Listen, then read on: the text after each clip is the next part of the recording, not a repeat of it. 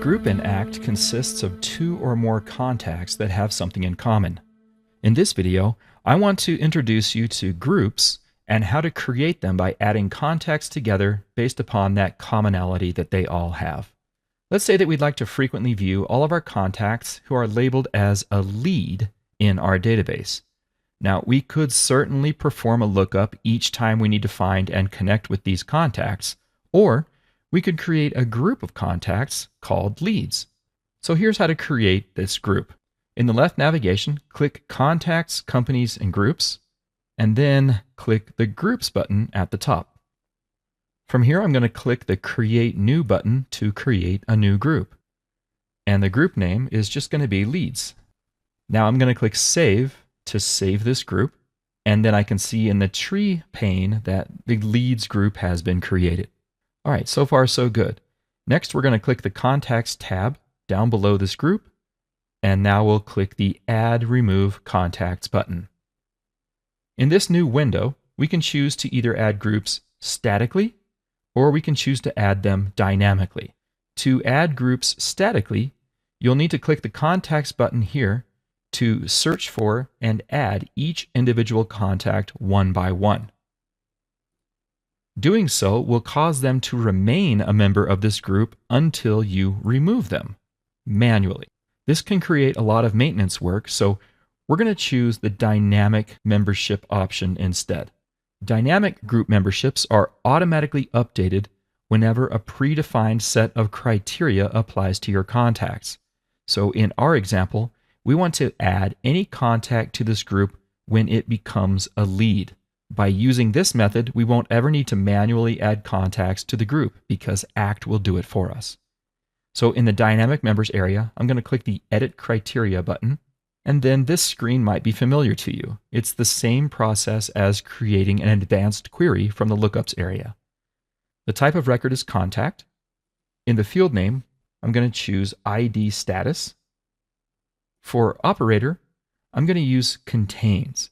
Now, the reason I use contains here is because a contact can have more than one ID status.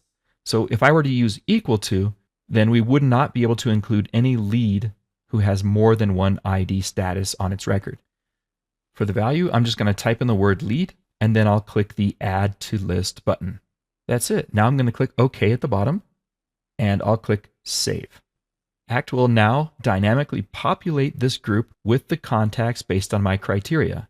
I can see now that my group has 3 contacts in it.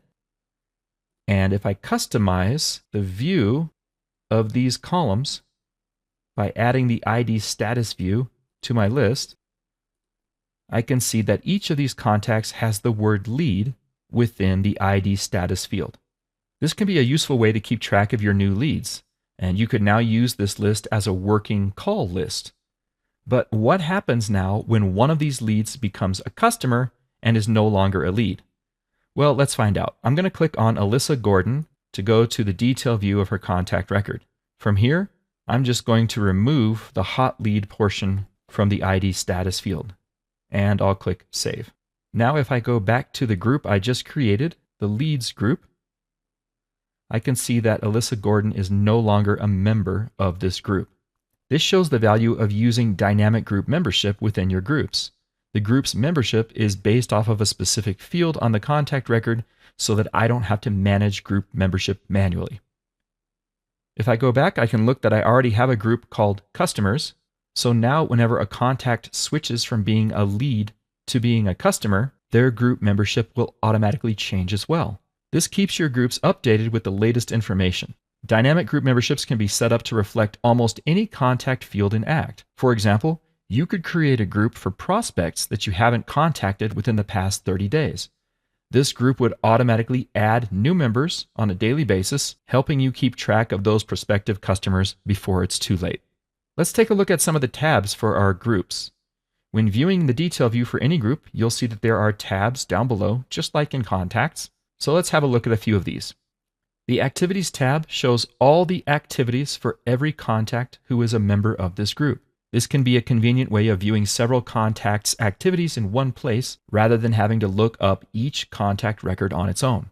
The Opportunities tab shows all of the opportunities for each contact who is a member of this group. This will help you get an overall view of where you are in the sales cycle for all members of this group at once. The same can be said for the History tab and also the Notes tab. You'll be able to see all of these records for all group members in one view. Once we get to the Documents tab, this does not roll up all documents for each individual contact into the group view. Instead, the Documents tab is intended to let you have separate documents that apply to the group as a whole, not for those individual contacts. The Group Address tab is useful if this group is a club or charitable organization that has its own mailing address.